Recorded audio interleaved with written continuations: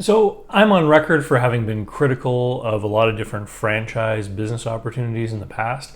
And I got a reader comment asking me what I would look for in a franchise business.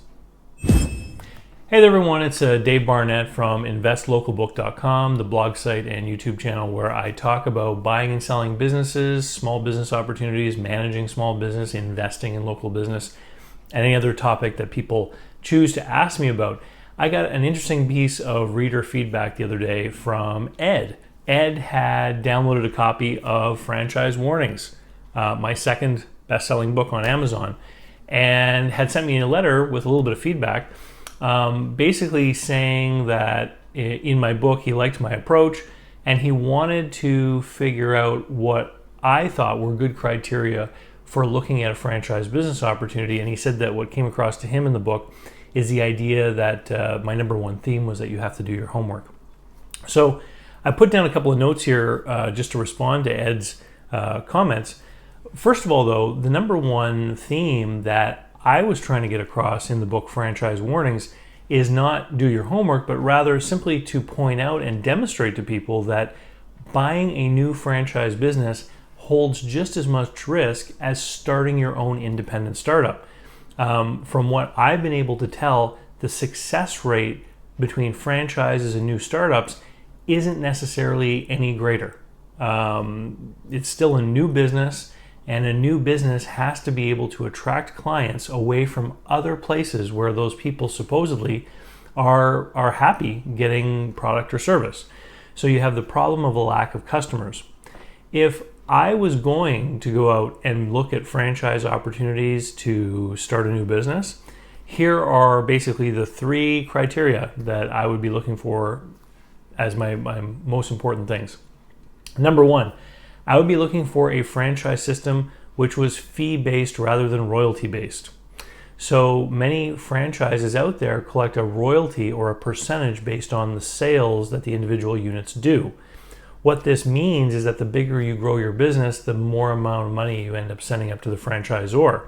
So it puts a cap or a limit on the success that you're able to achieve. It's kind of like income tax. It doesn't matter how big you get, you're going to end up paying more and more to the government. Well, why would you choose to subject yourself to another level of income tax being sent to another party, right? There are franchise systems out there that are fee-based. So for example, when I was a business broker, I was part of a franchise network. I paid a flat monthly fee. Every month it was the same fee regardless of how much business I did. That would be my number one concern, so that I could grow a business really to a robust level and not have to share the benefit of that growth or success with the franchisor. The number two thing that I would be looking for if I was going to open a new franchise business would be effective, successful systems. And believe it or not, franchises claim that systems is what they sell. I know of two different franchises out there who actually don't deliver an operations manual to people. So they talk about their brand, they talk about why you should buy their franchise, about the name recognition, etc. But they actually don't supply an operations manual, so they don't deliver on the systems. And people are left to figure it out on their own and calling other franchisees and that kind of thing. And really, it boggles my mind. The only way that you're going to truly find out if the systems are there and if they're adequate is not by talking to the franchisor, it's by talking to other franchisees. So in one case in particular, I know someone who bought a landscaping franchise that does like institutional and commercial properties for businesses. And the prospective franchisee asked the franchisor 3 times, can I see the operations manual? And they showed him a book, but when it came time to actually buy the franchise, it turns out that that book wasn't in fact an operations manual. He was given a couple of promotional pieces, a couple of tools that employees could use to organize themselves in the field, but there was no operating manual. And he would have discovered that had he done proper research by talking with other franchisees. The third point in what I would look for if I was going to buy a new franchise is I would look for an industry that wasn't oversaturated. So, franchises are kind of synonymous with the food service industry. All the most famous franchises are in the food service industry.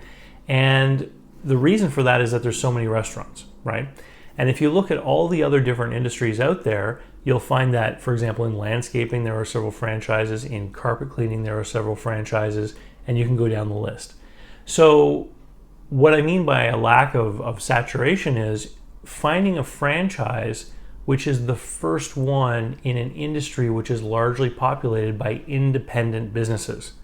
If you get in and there's 3 or 4 franchises in an industry already, it can be an indication that the number of units out there, both independent and franchises, are starting to get hit to a saturation point where there may not be enough market for new entrants who get in to be able to get a piece of the action. So, for example, I think about 5 years ago, where I live here in Moncton, New Brunswick, we saw our very first self-serve frozen yogurt shop. Okay, and I know they've been in the States for over 10 years, up and down the East Coast seaboard. And so the very first one opened here, and there were lineups out the door. Now there are 7 or 8 in my hometown, and the lineups aren't nearly so long, and they're all over the region. And 2 days ago, I saw some financial statements for one of these frozen yogurt shops, and it wasn't very pretty. In fact, the franchisor was earning more money than the store owner because of the royalties. Royalties don't depend on profit. This is one of the key things that I put in franchise warnings. Royalties are based on sales. So even if you're not making enough money to pay your own bills, you still end up paying money to that franchisor. Okay? If you don't hit the minimum break-even point, they still profit from you. So when you look at that business, that local franchise unit, the risk is entirely borne by the franchisee. And that's why the ultimate advice in the very last section of this book, in the conclusion, is that if you really want to own a franchise and you really feel that you need the systems and the guidance provided by a franchisor, and you want to focus on the day-to-day operations of your unit, and you want somebody else to be working on, the latest promotion or the special flavor for next month or what have you, don't open a new one. Go and find a successful, profitable franchise location that's operating today and analyze it for what it is, a business that's a going concern, and buy that one. Anyway, I hope this was informative. If you have any other questions, please give me an email.